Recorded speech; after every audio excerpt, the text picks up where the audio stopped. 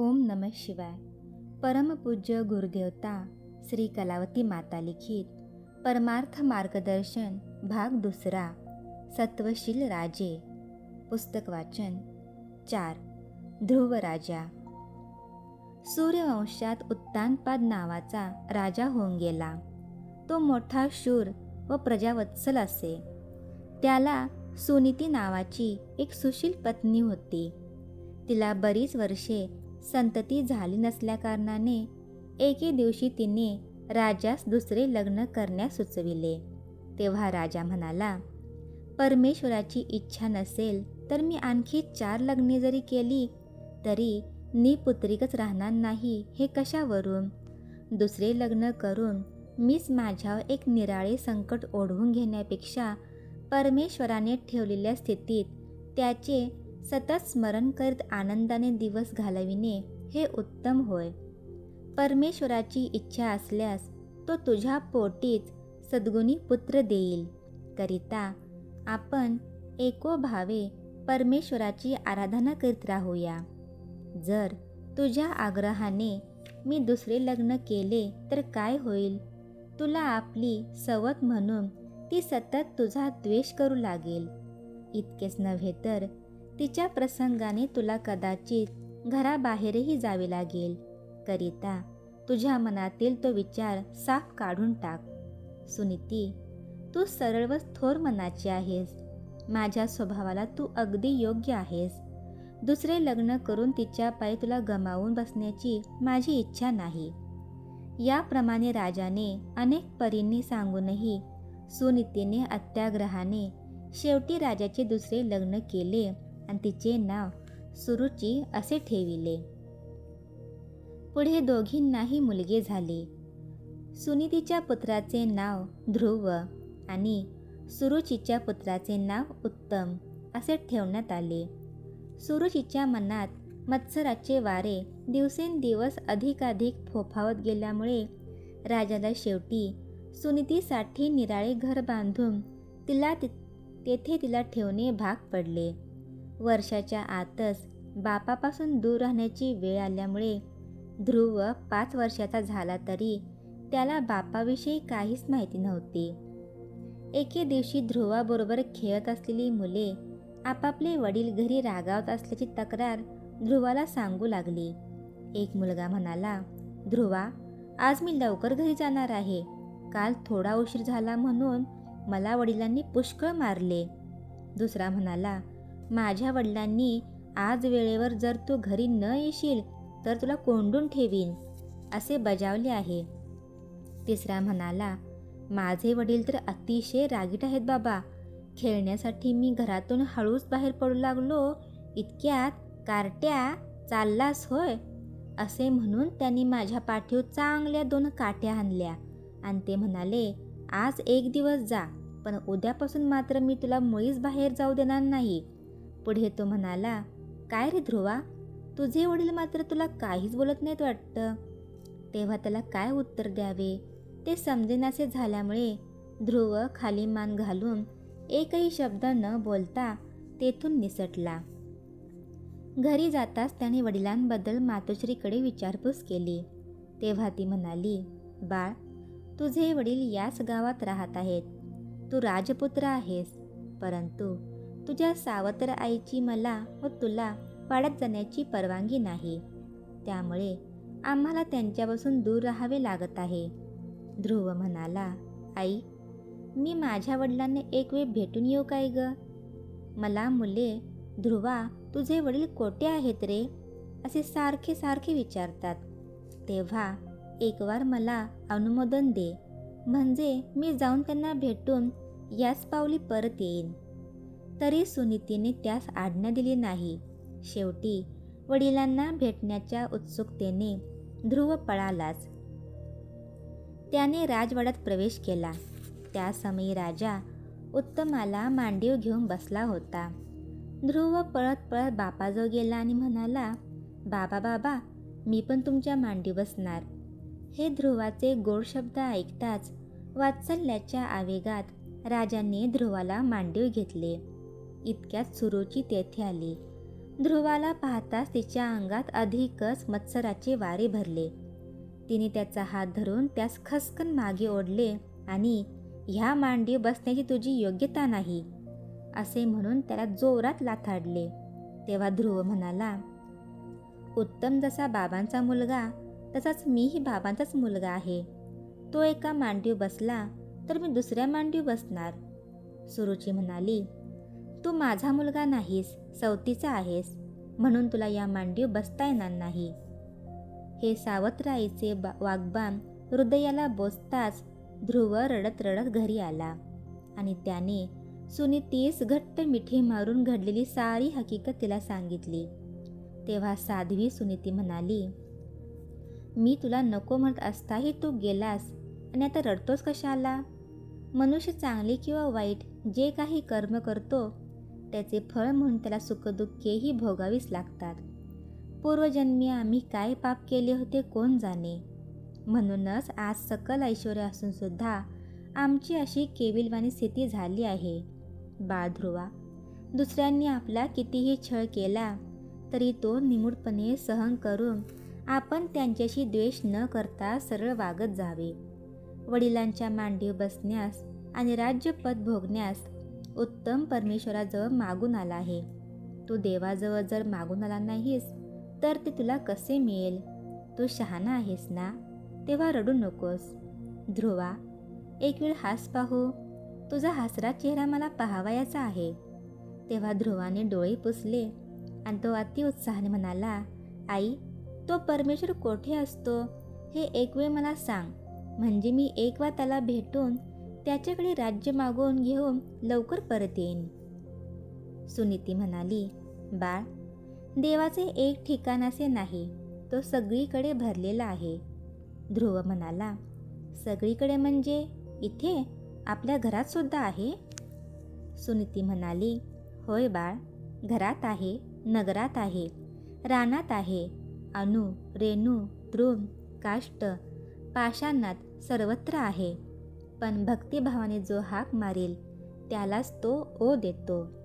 परमेश्वर आपला मायबाप असून तो अत्यंत दयावंत व न्यायी पण आहे. मात्र त्याची भेट होण्याकरता खडतर तपश्चर्या करावी लागते. त्रिभुवनाचा जनक व पालनकर्ता तसेच शास्ताही एक परमेश्वरच होय.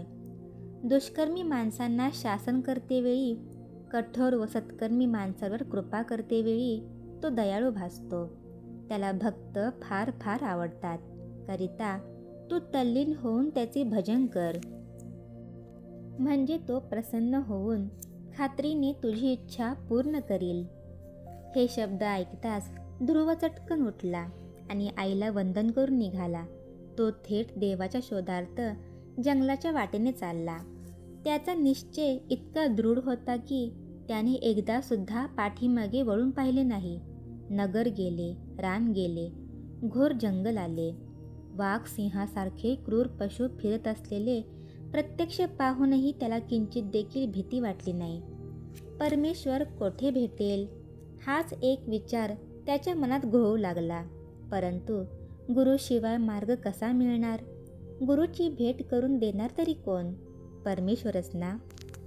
इतक्यात ध्रुवाची हाक परमेश्वराला ऐकू गेली. त्याच्या प्रेरणेने नारद ध्रुवाच्या समोरून येऊ लागले. अनुग्रह करण्यापूर्वी मात्र परीक्षून पाहिले पाहिजे, म्हणून नारद ध्रुवाला म्हणाले, ए बाळ, तू कोणाचा कोण रे? अशा या घोर जंगलातून कुठे चाललास? ध्रुव म्हणाला, माझे नाव ध्रुव, मी उत्तानपाद राजाचा पुत्र आहे, पण देवाजवळ मला काही मागावायचे आहे म्हणून त्याच्या भेटीला निघालो आहे. नारद म्हणाले, अरे, देवाने तर सर्व काही तुला देऊन ठेवले आहे आणि काय तू त्याच्याकडे मागणार आहेस? वाटेत हिंस्र पशूंपासून तुला इजा होईल, तेव्हा इथूनच तू घरी परत जा. ध्रुव म्हणाला, जेथे मी बसलो असता मला कोणी ओठ म्हणणार नाही असे हक्काचे ठिकाण मला हवे आहे आणि ते परमेश्वराशिवाय दुसरे कोणी देऊ शकत नाही असे माझ्या आईने मला सांगितले आहे. म्हणून देवाची भेट घेतल्याशिवाय मी परत घरी जाणार नाही. ध्रुवाची ती अढळ श्रद्धा पाहून नारदांना अतिशय आनंद झाला. ते म्हणाले, बाळ ध्रुवा, देवाच्या भेटीचा उपाय मी तुला सांगतो, नीट ऐकून घे. येथून सरळ पुढे जा, म्हणजे तुला यमुना नावाची एक नदी लागेल. तिच्या काठी मधुवन नावाचे एक सुंदर रम्य स्थान आहे. तेथे भगवान विष्णू राहतात. रोज पहाटे नदीत स्नान करून स्वस्तिक आसन घालून ओम नमो भगवते वासुदेवाय या मंत्राचा तू जप कर. तसेच संध्याकाळी मी वर्णन केल्याप्रमाणे प्रभू रूपाचे तू ध्यान कर. मनात अन्य विचारांना थारा देऊ नको. मंत्राच्या ठिकाणी जेव्हा तुझे मन पूर्ण केंद्रित होईल, तसेच प्रभू ध्यानात जेव्हा तू निमग्न होशील, तेव्हा तुला खचित देव दर्शन देईल. त्यावर नारदांनी आसनाची पद्धत व ध्यानाची रीत त्याला सांगितली आणि ते अंतर्धान पावले. इकडे ध्रुव सावत्र आईच्या वाग्बाणांनी अपमानित होऊन घर सोडून गेला अशी बातमी गावभर पसरली. जेव्हा ही गोष्ट राजाच्या कानावर गेली, तेव्हा आपण आजवर सुरुचीचा गुलाम बनून विनाकारण सद्गुणी ध्रुव बाळाला घालवून बसलो, याबद्दल त्याला मोठा पश्चाताप झाला. सुरुची ही मत्सरी स्वभावाची आहे याची यावेळी त्याला परिपूर्ण जाणीव झाली. तो तिच्यावर अतिशय संतापला. रागाच्या भरात त्याने सुरुचीची चांगलीच हजेरी घेतली. लग्न झाल्यापासून राजा तिच्या मनाप्रमाणे वागत असल्यामुळे आपण राजाची लाडकी बायको, आपण कसेही वागले तरी त्याला खपते असे आत्तापर्यंत तिला वाटत होते. आज मात्र राजाचा तो क्रोधाविष्ट चेहरा पाहून सुरुचीचा तो भ्रम पार नाहीसा झाला. मुलगा घर सोडून गेला या दुःखातिरेकाने सुरुचीची निर्भत्सना करून राजा वाड्याबाहेर पडला. तो थेट सुनीतीच्या घरी गेला आणि तिला उद्देशून म्हणाला, तिने ध्रुवाचा मानभंग केला म्हणून तो निघून गेला हे मी जाणतो. काही झाले तरी मी आत्ताच्या आत्ता ध्रुवाचा शोध लावीन आणि त्याला घरी आणून तो काय मागेल ते त्यास देईन. तो तीळ मात्रही चिंता करू नकोस. अशा प्रकारे तिची समजूत घालून राजा तेथून निघाला. इतक्यात नारद सुनीतीकडे आले आणि सुनीती, तू खरोखरच भाग्यवान आहेस, म्हणून असला पुत्र तुझ्या पोटी जन्मास आला. तुझा ध्रुव मधुवनात सुखरूप आहे. परमेश्वर त्याची काळजी करण्यास समर्थ आहे. तू निर्धास्त राहा.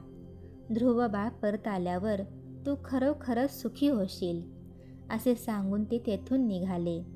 नारदांच्या बोलण्यावरून राजाला ध्रुवाची नेमकी जागा कळाली. लगेच सेनेसहित तो ध्रुव बसलेल्या जागी गेला. ध्रुव स्वस्तिक आसन घालून नारदांनी सांगितलेला मंत्र अति तल्लीनतेने जपत होता. त्यामुळे सैनिकांचा गलबला किंवा घोड्यांचे फुरफुरणे त्याला काहीच ऐकू गेले नाही. ध्रुवाची ही स्थिती राजा जाणून न शकल्यामुळे तो पुत्राजवळ जाऊन, ध्रुवा, मी तुझा जन्मदाता पिता आहे. माझ्याकडे एक वेळ डोळे उघडून पहा. ध्रुवा, सावत्र मातेचे शब्द साफ विसरून जा आणि चल माझ्याबरोबर असे म्हणाला. त्यावर ध्रुव गंभीर स्वरात म्हणाला, मला जे हवे आहे ते देण्यास परमेश्वर समर्थ आहे. करिता त्याला प्रसन्न करून घेण्यासाठी मी आराधना चालविली आहे. तेव्हा मला तुम्ही कोणी अडथळा करू नका. तुम्हा सर्वांपुढे मी हात जोडतो. एक वेळ आलात तसे परत जा. ध्रुव बाळाचे हे बोलणे ऐकताच राजा उदास होऊन सैन्यासह तेथून स्वस्थानी परतला. इकडे ध्रुव बाळाचे तपसामर्थ्य दिवसेंदिवस अधिकाधिक वाढत असलेले पाहून इंद्राला थरकाप सुटला. त्याने त्याच्या तपाचा भंग करण्याच्या उद्देशाने अनेक प्रयत्न केले, पण ते सर्व निष्फळ झाले. सोने भट्टीत घालून शुद्ध केल्याप्रमाणे इंद्राच्या छळाने बालयोगी ध्रुवाची तपश्चर्या अधिक प्रभावशाली झाली. शेवटी इंद्र भगवान विष्णूला शरण गेला. तेव्हा विष्णू म्हणाला, ध्रुव हा तुमचे इंद्रपद मिळवण्याकरिता तप करीत नाही. तो केवळ माझ्या दर्शनाकरिताच तप करीत आहे. तेव्हा तुम्ही निर्भय राहा.